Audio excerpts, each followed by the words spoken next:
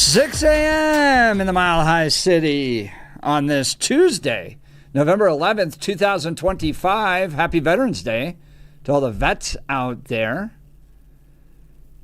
By the way, Bill, did you see that video of the guy from Britain who said it wasn't worth the sacrifice? No. Did you see that? No. That was crazy. That's interesting. This is a question I have for our veterans out there. Saying we should be speaking German? Well, is that the one? Is he talking about the big war? Or what are we talking about? Yeah, he's talking about the big war. Okay. And the sacrifice of all of his friends and what has happened to Europe since. It was heartbreaking. So this is the question I have for you all out there that are veterans. I'd love to hear from you this morning. Give us a call, 303-696-1971. By the way, happy Veterans Day. Thank you for all that you've done. But we're a discussion show. We're a debate show. We're a right, left, center. And I was thinking, in light of Veterans Day and in light of seeing that clip of a guy lamenting the direction that Europe has gone, the lack of freedoms that are embraced there, and the friends that he lost in order to try to protect Britain. Do you think where America is today is worth the sacrifice you made? And you could look at it right, left, center. You could be frustrated with the direction of Donald Trump and go, oh, he's too authoritarian.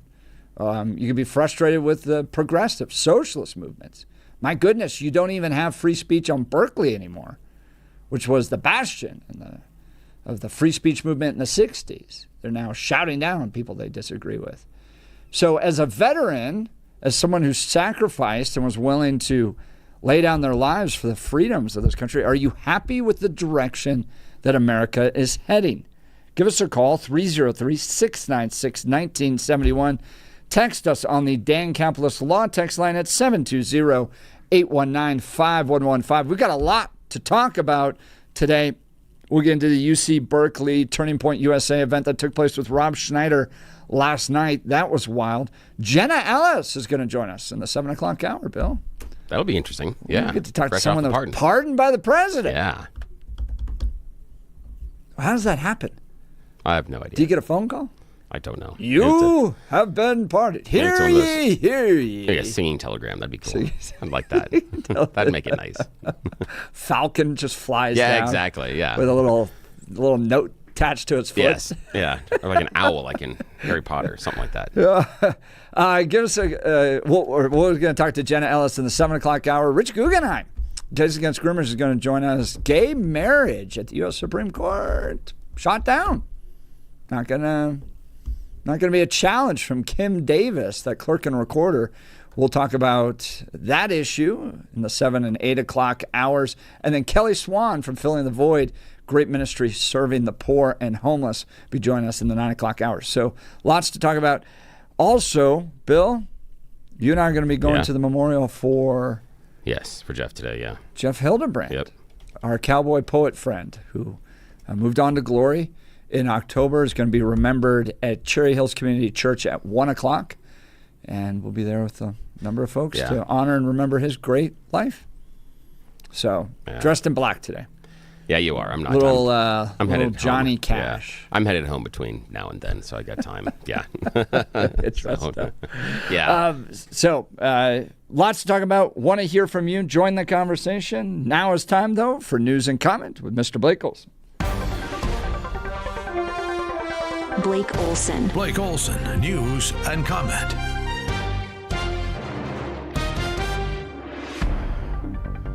Hey, good morning. It is Veterans Day. It's low 40s right now and cloudy in Denver, expecting a high of 70 today.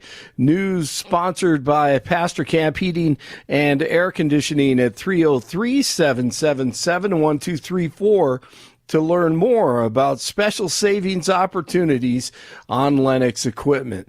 Our top story, thankfully, no injuries reported last night after a small plane made an emergency crash landing near the intersection of Wolfensberger Road and Prairie Hawk Drive. It's Castle Rock, right? Yeah. The plane tried to land at Centennial Airport, but wasn't able to after it lost power. 3 people were on board, including a child, and it did hit a car, and a miracle there were no injuries. 2 people aboard a 2-engine turboprop plane carrying hurricane relief supplies to Jamaica are dead after it crashed in a neighborhood outside of Miami on Monday.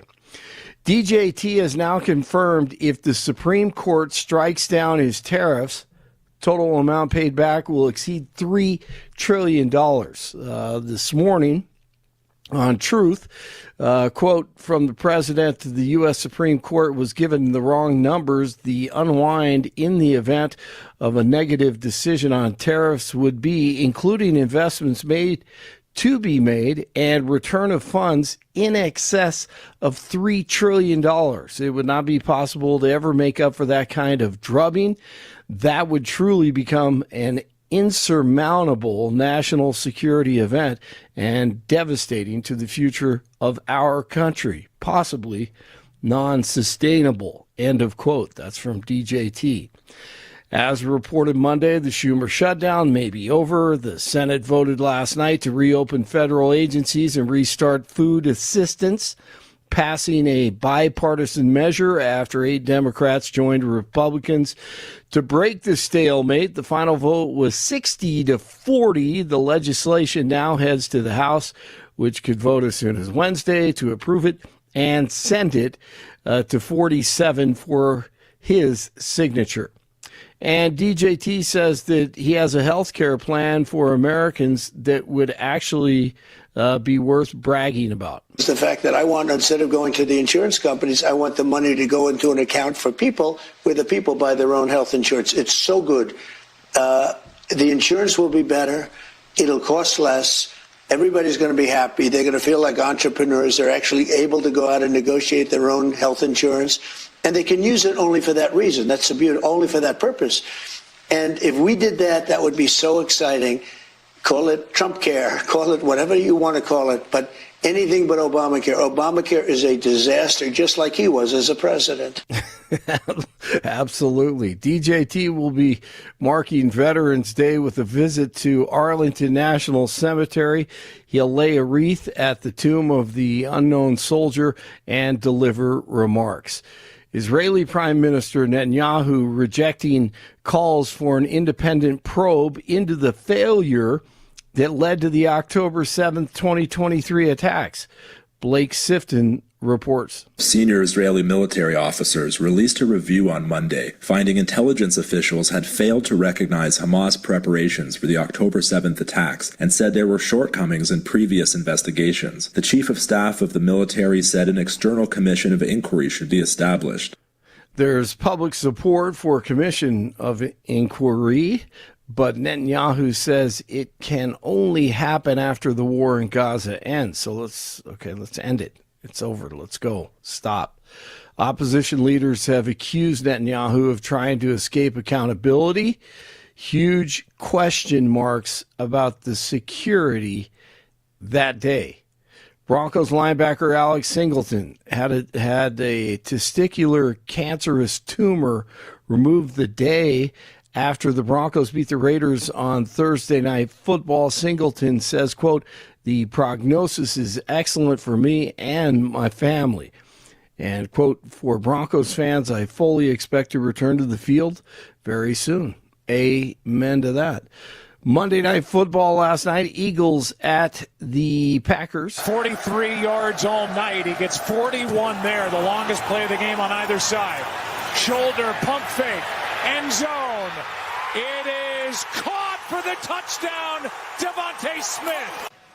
And the Eagles win it, 10-7, the final, another thriller on Monday night, Thursday night, whatever night football. It's weird because I can't watch it at our house because we've got the YouTube TV and they're fighting with Disney. Yeah, so, you got hit with that. Yeah, right? I got hit with that. The thing is game's not very good. So we were like, well. We checked in last night like, kind of missed Monday Night Football. It was middle of the second quarter. We checked in. It said 0-0. We went, Oh, evidently we're not missing anything. Okay, that's fine. That's right. Didn't even worry about it the rest of the night. Honestly, didn't even check the score. It was like, well, if it's 0-0 in the second, I don't think we're missing anything fantastic. So we just watched other stuff. Good move there. Yeah. Okay. So it didn't affect you a lot with the whole YouTube debacle and but okay, side note. Disney thing. Is it getting a little ridiculous, the number of different streaming services you have to have just to watch just a sports team? God. It's getting really stupid. It is. Yeah. I'm telling you, and I know we've talked about this 1,000 times, Yeah. but we're in 2025, and I'm considered an old man. Yeah, and me both. And you know, as technology and everything's supposed to be AI and everything, but it is more difficult to watch a freaking football game than anything on the planet now. Oh, it's ridiculous. It is so hard. I mean, basically, you've got to figure out, okay, can you stream ESPN for Monday Night Football? You've got to have Amazon Prime to do Thursday. Then sometimes other things are streamed elsewhere. The only thing that's worse, I think, is the NBA. I think you need something like 7 or 9 streaming services just to watch your team. It's ridiculous. You know what's going to be funny, though? Is that here in probably the next decade or so, there's going to be a young, wide-eyed entrepreneur that's going to sit around with their friends and get lots and millions in investment money because they're going to have this idea that, you know, there are all these streaming services, and instead of having to log into one place, it'd be great to have one hub and just go there, and that's going to let you have access to all your streaming services. You can just watch them all in one place with one remote. It's cable TV.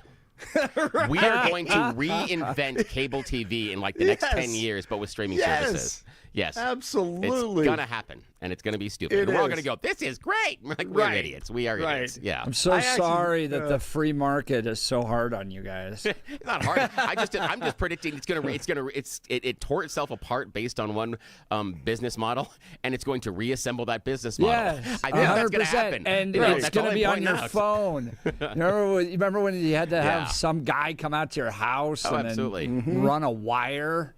Yeah. Oh, yeah. That was so cool. Yeah. You could watch them all day. That's the way it should be. Yeah. And then you could get the scrambled service too. So if you didn't pay for it, we were all watching Cinemax. And thankfully now you can just go to a website and they'll tell you where the illegally pirated ones are. And so you just do it that way. See, that's right. We don't have any of it right now. Yeah. And my 9th grader, we have watched everything. I'm sure. Yes, I'm sure. I mean, you know that mirror thing on your TV from that works. your phone. Yeah, exactly. But you know, for old guys, I mean, it's ridiculous. But to your point, I kind of thought about this the other day. Yeah, we're going to go full circle, it's going to come back. It's going to come back to cable. But the logo, can we just have a company? And I'm going to give away my idea here. And it's going to be called One Button. Okay, that's it. That's the name of it. Button.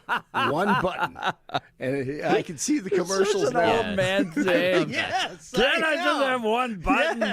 Yes, absolutely. Yes. I just want one freaking button. Yes. Or call it up or down. Yes. You know? Yes, just one button. That's it. The TV already knows what I watch usually. Just feed it to me. Just push the button, turn the thing on, give me. Right. Yes. Look, guys, I will give you this because I was setting up Hulu for my mother-in-law who's in a retirement home now. And the steps I had to get to because she wants to watch 2 channels.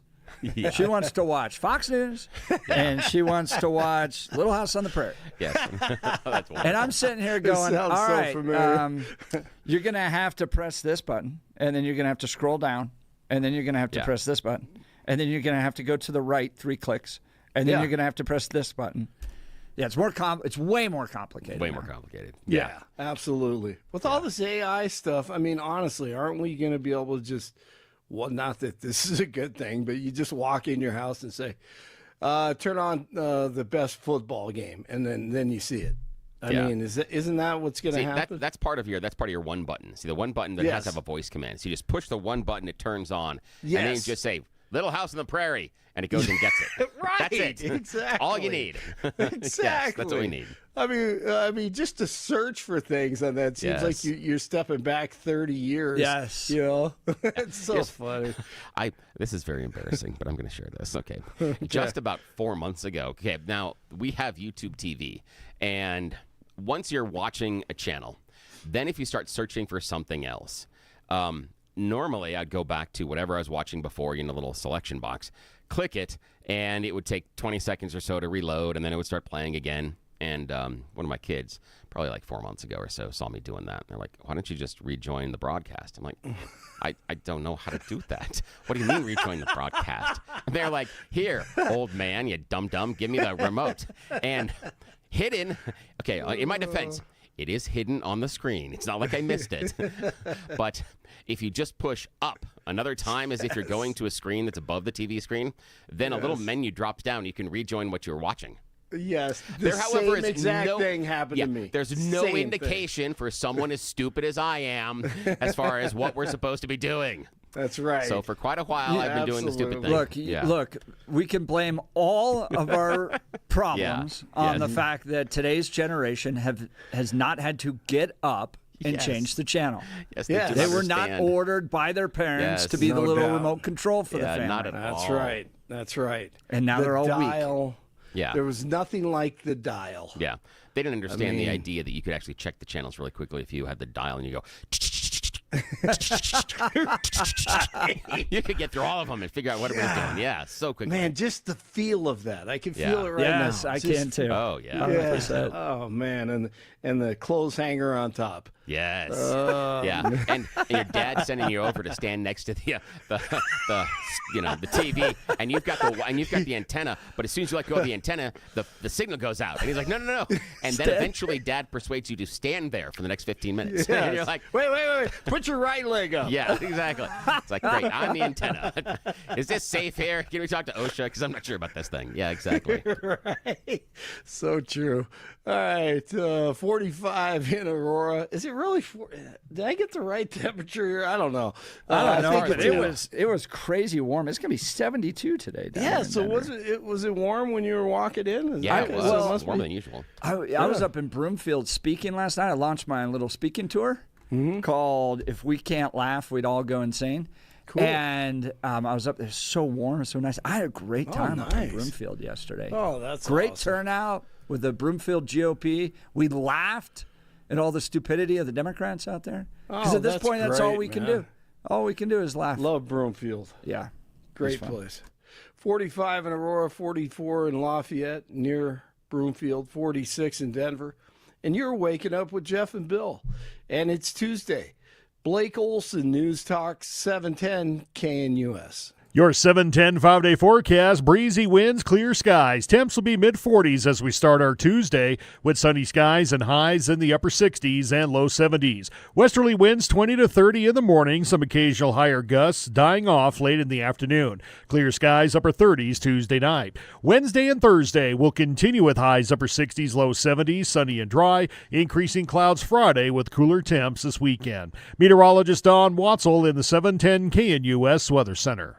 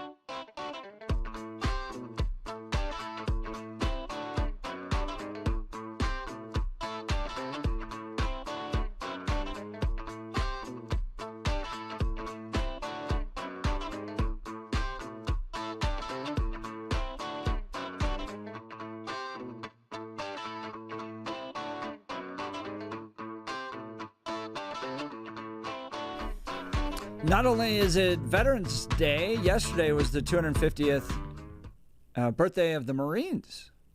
Founded in a bar. Did you know that? The Marines were? I had no idea. Makes sense, There's some good things that come from bars. 5 states owe their existence to some veterans in a bar. Ohio, Michigan, the whole Northwest Ordinance. There were some former Revolutionary war veterans that were sitting in a bar going, there's a lot of land out there. We should get the government to buy it and we can go develop it. Oh, that's great. That's fantastic. So happy birthday to the Marines out there. Happy Veterans Day to everybody. This was an interview that took place in Good Morning Britain that went viral, where the veteran, World War II veteran, 100 years old, lamented that the current state of the United Kingdom was not the one he and his comrades had fought for in World War II. Alec Penstone served an extensive career in the Royal Navy, having been aboard the HMS Campania during the D-Day invasion, as people across the British Commonwealth donned the poppy to commemorate soldiers who died since World War I. On Remembrance Day, Penstone was asked on Good Morning Britain what the day means to him. My message is, I can see in my mind's eye rows and rows of white stones of all the hundreds of my friends and everybody else that gave their lives. For what? He replied to the show's host. The country of today? No, I'm sorry. The sacrifice wasn't worth the result that it is now. What do you mean by that, though? One host asked. Yeah. When we fought, what we fought for was our freedom. We fought for it. Even now, it's a darn sight worse than when I fought for it. I'm sorry you feel that way, the host responded, because I want you to know that all the generations that have come since, including me and my children, are so grateful for your bravery. Another co-host declared, it's our job now, isn't it, to make it the country that you fought for. Penstone thanked the hosts for their remarks. The clip went viral across social media, with many commentators talking about the massive waves of immigration that are reshaping cities in the United Kingdom.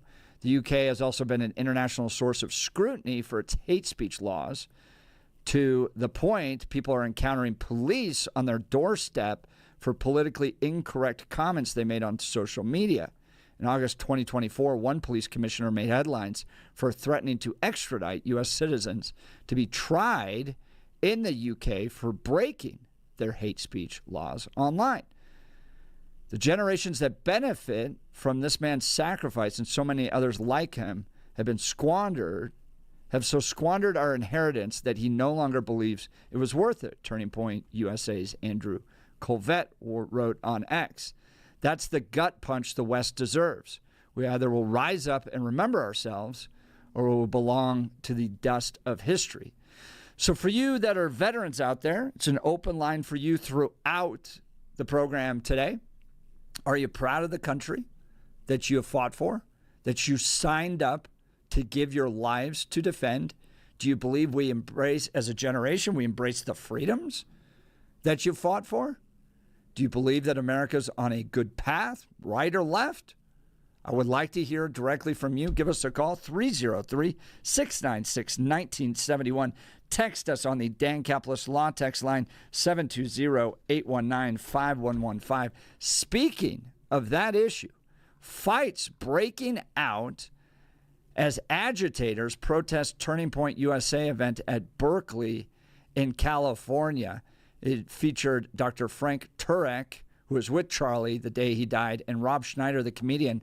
We'll give you the latest on this. And I'm going to have questions about what happened to the free speech movement, because Berkeley was the epicenter of the free speech movement in the 60s. Now, they don't like your speech. They will seek to shut down your event. What has happened to liberals and progressives? We'll cover that and more. You're listening to The Jeff and Bill Show. This is Denver's talk leader, News Talk 710, KNUS.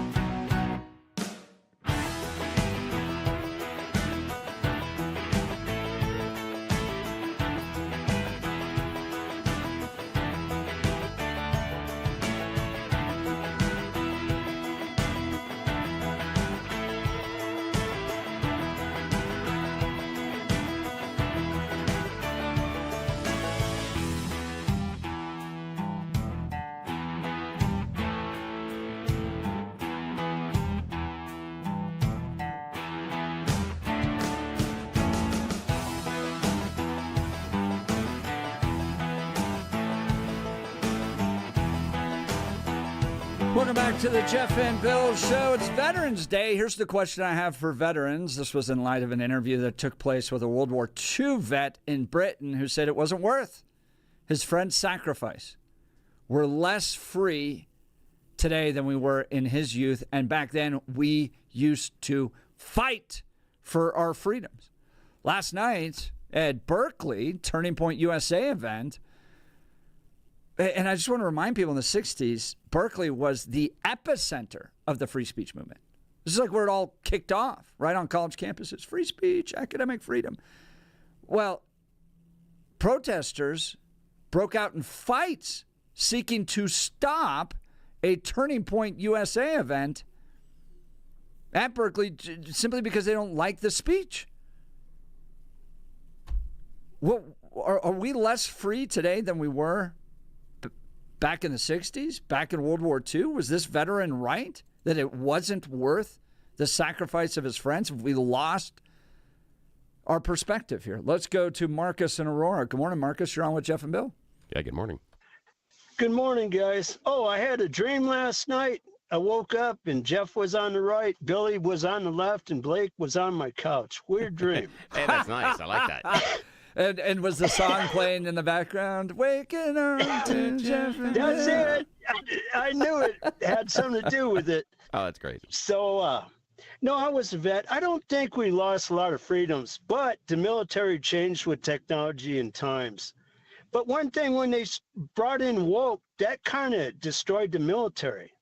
Where Trump came in and said, no, we're going back to the old ways. So a lot of guys were retiring, a lot of women were getting out, and because it wasn't the same military under the leadership.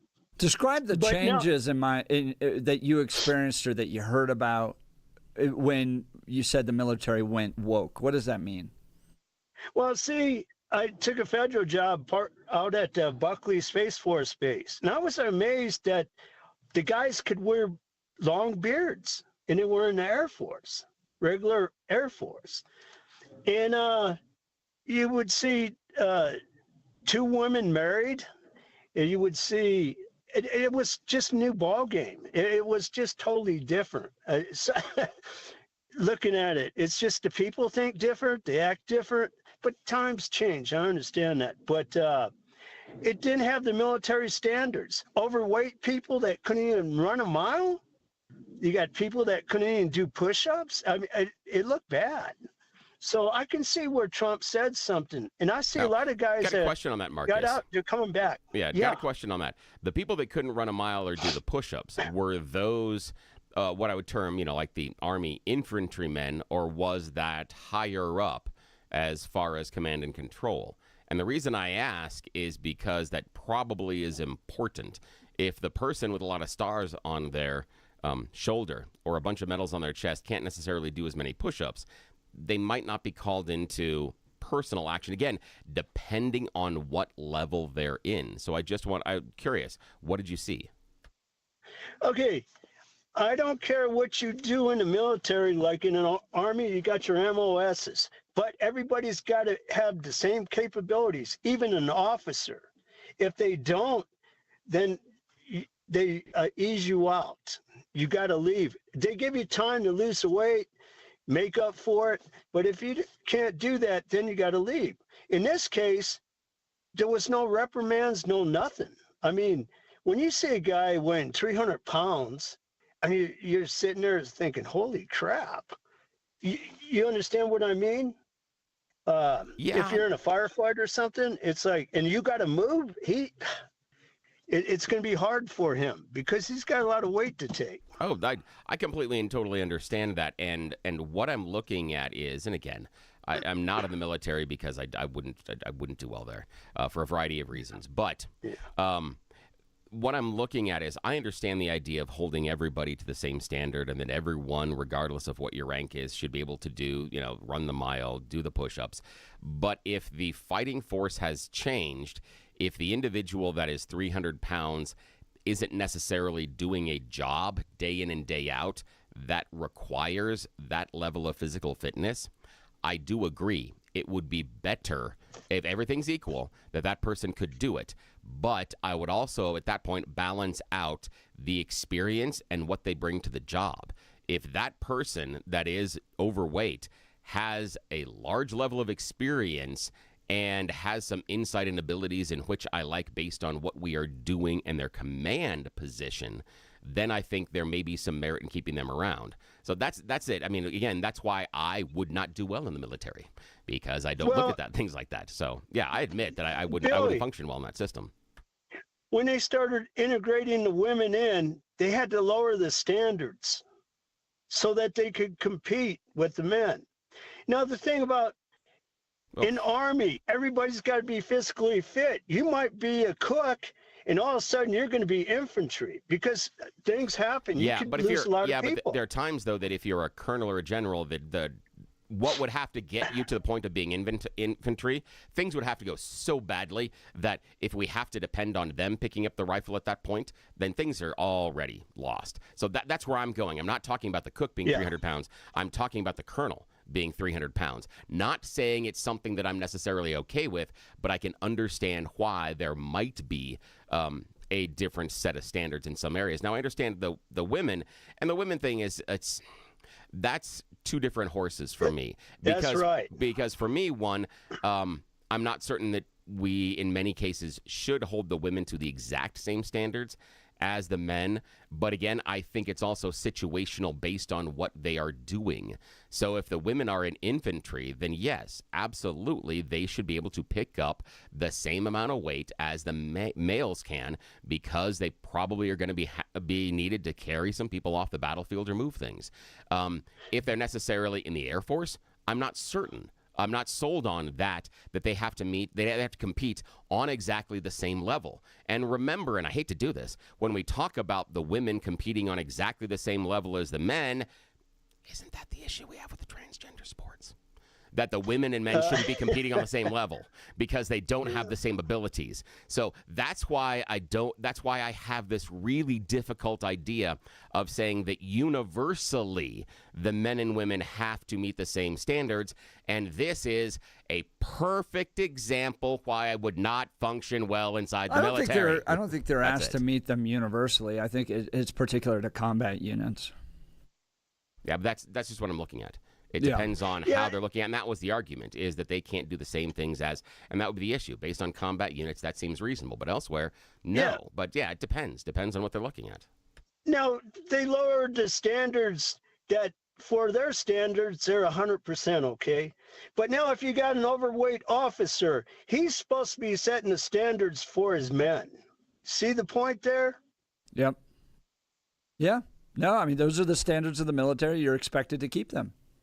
And that sets a standard for all the people that serve underneath you. So, I mean, I was thrilled to see the Trump administration get more serious about holding their leadership accountable to those standards. Yeah, and I am not as held up on those type of standards, especially people in the higher command and control ranks. I'm not as worried about it. I understand why they have to uphold the standard, and I get it. But again, that's why I wouldn't work well in the military. It's exactly why. Oh, you might, Billy. No, I would not. No. I know I would not. I'm at least self-aware enough to realize that one. Marcus, I sure appreciate the call. Thanks, happy Veterans Day to you. Yes, happy Veterans Day. That's Marcus out of Aurora. His phone line will be open, 303-696-1971. 303-696-1971. A veteran out of Britain saying that today it wasn't worth his friend's sacrifice. World War II vet. We're less free today than we were in his youth. And he points out back then, we got so upset over the loss of our rights, we went to go fight. Today, no one fights for their rights anymore. In part, I want to bring up this, what happened at Berkeley yesterday. Turning Point USA event featuring Frank Turek and Rob Schneider. Frank was the pastor that was with Charlie Kirk the day he died. Rob Schneider, a comedian. They were hosting, this is the Turning Point Tours, the final stop on the tour. It took place exactly 2 months after Turning Point USA's founder, Charlie Kirk, was assassinated. Confrontations between protesters and police erupted around 4:30 2 men were seen fighting each other. They had blood gushing from their face. Video taken by Fox News Digital shows a crowd of agitators gathering around to fight. Many demonstrators wore kifas. I don't know how to pronounce that. What was the Palestinian little scarf? Is that how it's pronounced? Carried signs with left-wing messages. Local police had difficulty containing the agitators who were seen putting on shield masks, gathering batons. Berkeley police said 2 people had been arrested as of 6 p.m. I'm intrigued because Berkeley was the centerpiece of the free speech movement on college campuses back in the 60s. Type in Berkeley and free speech into Google, and you see all these pictures of people marching with free speech signs, free speech, academic freedom. They charged. And last night, you have left-wing agitators seeking to shut down a Turning Point event because they disagree with free speech. What's happened to the progressive movement? How did liberals go from, I may not agree with what you say, but I will defend it to the death, your right to say it, to, I don't like what you say, it's hate speech, you are not allowed to even speak it? How did the progressive movement go through that change in your mind, Bill? Well, one, I think that you're painting with too broad of a brush. I think that you are trying to label the entire progressive movement or everybody on the left of things as a wild-eyed Antifa supporter that is always down for violence. And it is a segment of it, and it is a small segment of that voting population. Now, I think part of it has to do with the idea of where, I mean, again, I think it is a long evolution to where just the idea of protests don't necessarily feed the beast anymore. And people want to act out either individually or necessarily in groups. We can go back to an individual during the Unite the Right rally in Charleston. There was one individual that was so mad at some of the people that were protesting, drove a car into them. And we've seen that in a variety of different protests on both sides, where individuals will take it upon themselves and drive cars into the protests. So I think it has a lot more to do with individuals that kind of figure out that, that your right to free speech also includes my right to punch you over it. That we have lost the ability to, do what we do on the show here, to disagree. Because remember, we now describe each side as the other group that is trying to destroy America. Both conservatives and liberals say their political opponents are, quote, trying to destroy America. And if you firmly believe that the people sharing the opposite political views of you are actually trying to destroy the country, why wouldn't you punch a fool? And I think that's part of the problem, is that how we have let political debate and regular conversation devolve in this nation, this is part of the result, is that if the other side are truly Nazis bent on destroying the country, then they do deserve a punching. And if the other side are liberal, Marxist, communist, bent on destroying the country, then don't they also deserve a punching? I think that's part of the problem that we have here, is that how we've described each other is giving permission to go ahead and perpetrate violence. I don't agree that it's a both sides issue. Yeah, I think you can point to one-off examples of the extreme hard right, for instance, grabbing a car and driving it into people like you happened at the Unite the Right rally.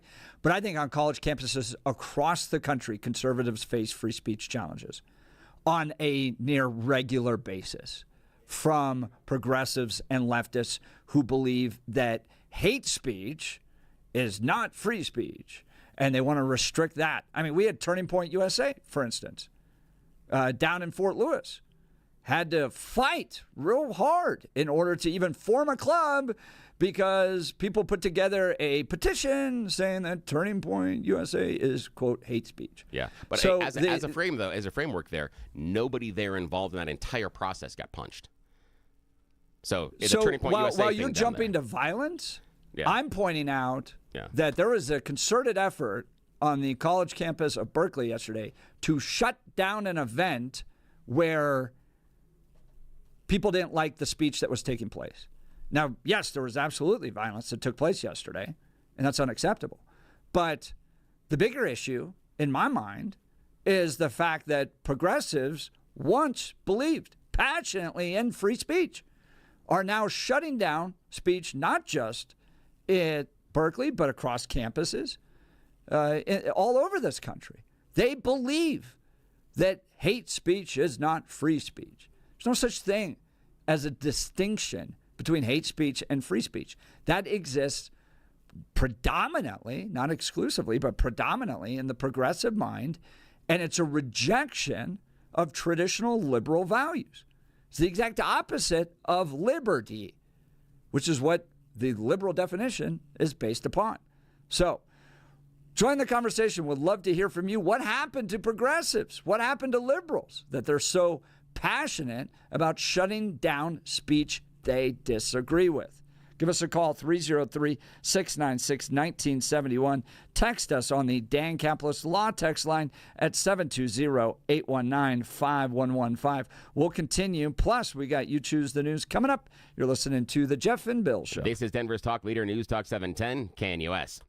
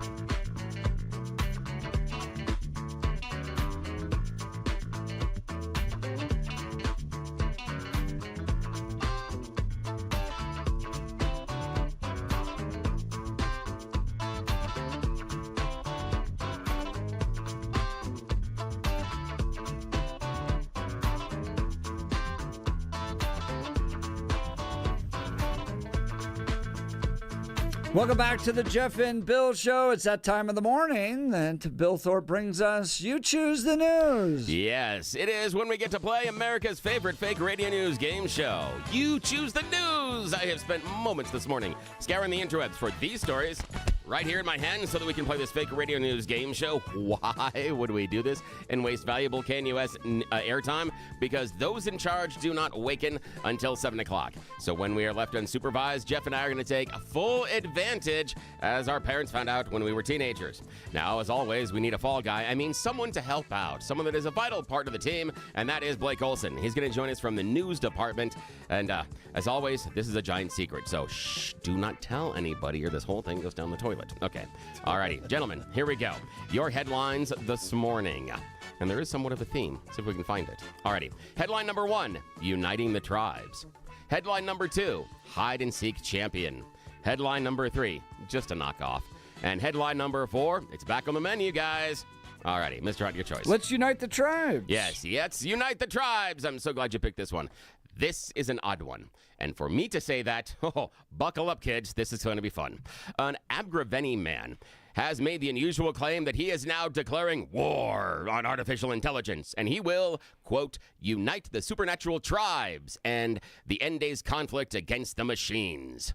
Yes, and this is the fun part here. Listen to this entire statement here. This is a great one. Semi-professional paranormal investigator Johnny Turnip told the Chronicle that after meeting the singularity embodied in the form of crazed clown Peter Paleface, he realized what he had to do. It gets better. Quote, I don't take the act of declaring war on anything with a microchip lightly, explained Turnip. But when Peter Paleface ruthlessly decapitated the defenseless leprechaun right in front of us, I knew this was the thin edge, the wedge, and I had to take direct action. Yes, this is an actual story. Now, the thing is, you may know that Peter Paleface is a made-up bad guy from a movie. Not a real person. But evidently, Johnny Turnip and his band of merry revelers say they met such instance in a singularity, and they had to fight him one night. They're being serious about this. Yes. In fact, Turnip explains that after he was hanging with the boys, they were taken captive by Secret Service types and taken to Hangar 18, where a gothic-looking clown dramatically shouted at them and offered them a cool $1 million each to abandon their quest to find Potato Creek Johnny's pot of fairy gold. Again, I have no idea these sentences actually go together. Okay. And bring magic back to the world. He knew something wasn't just right. The thing is, says Johnny Turnip, I remember asking myself at the time, if this clown was so all-powerful, why did it fear the fairy magic so much? I know. All these questions and more we are answering. Turnip said that he softly taunted the clown about being nothing more than a collection of random data and feeble construction of plagiarism and prompts, because again, remember, the clown is AI. And he said that there were men in black baklavas that threw them and his friends to the ground in front of Peter Paleface, and he looked down with a sneer and says, look, a creature of myth and magic. He says, Tyke continued humming, and Puerto Rico Paul just looked away. Again, there's Puerto Rico Paul in this thing. Big Tony is also there, and he starts yelling at the clown about facing him like a man, but Paleface wasn't interested. It gets weirder and weirder. Yes, he has this whole thing where he invents this story. They were held captive by an invisible clown, and then the clown grabs some sort of a leprechaun, decapitates him, and that's when Mr. Turnip and his friends decide they must take up the mantle to fight AI and save us from, I have no idea, but yeah. All right, I changed my mind. I'm against free speech. And the best thing is, in the interview, dude's wearing a costume. We're talking full elf hat and ears and everything, so yes. What? Oh, yeah, I know. Johnny Turnip. And I wish I could get into all of the really weird things he says inside the story, but we don't have enough time. But the story is just, and he full-on believes it, and oh, good Lord. Yeah. Okay. Blake. You read that very well. Thank you. I appreciate that. Okay, Blake. Hide and Seek Champion, just a knockoff, or it's back on the menu? Just a knockoff. Yeah, just a knockoff. Purdue University has been looking for, is that Bigfoot that's been wandering around the university in the northwestern United States recently? They were looking around and found out that no, it's not Bigfoot. It's Peanut Butter Man. Well, initially, the only evidence of Purdue's Peanut Butter Man, much like Bigfoot or UFOs, was a grainy video screen grabbed image. Peanut Butter Man would often vanish before police received a report of the sandwich-spreading guy gunking up whatever he was touching on the Active Learning Center on campus. More than 24 hours after the latest report of the condiment-covered man strutting through the center of Purdue University, police received word they believe they've identified him. Yes, he is a student, and he is not Peanut Butter Man. He is Sunflower Butter Man. Yes, he has smothered himself in sunflower butter, because some people have a nut allergy. So at least he was being kind there. They're not really sure why he was doing it, nor how he managed to slather the stuff all over his body.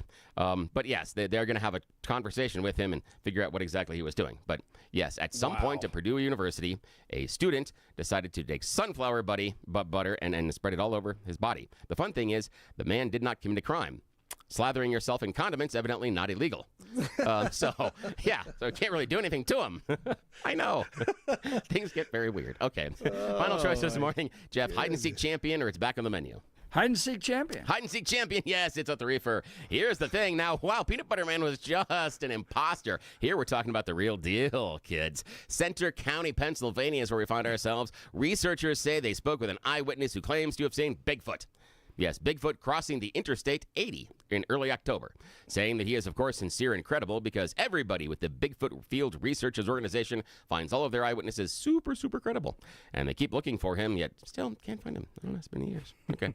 Evidently, this witness is a retired civil engineer and Air Force veteran that says he reported the sighting took place around 5:30 p.m. Saturday, October 4th, mile marker 169 on Interstate 80. He claimed he was traveling about 150 yards behind another vehicle. He noticed something strange. Dark figure approaches and enters the highway ahead of the other vehicle. Vehicle screeches to a halt, and he describes it's a human-like head and shoulders standing over the vehicle in the front. The whole body was dark, and then he just quickly walked across the interstate and then into the woods. He said the way that his gait just had him glide across the lanes. That absolutely wasn't human, nor was it a bear. It had to be the Bigfoot. Yes, so Bigfoot's out there too, but it's not Peanut Butter Guy. I was going to say it was Peanut Butter Man. Maybe we can get Johnny Turnip and he can figure out what's going on with Bigfoot. Alrighty. This has been a fun one, guys. Thanks for playing along. Back to you, Jeff. So confused. You and me both, and I've read the stories. You're listening to the Jeff and Bill Show. This is 710 KNUS. Rob, you're up next.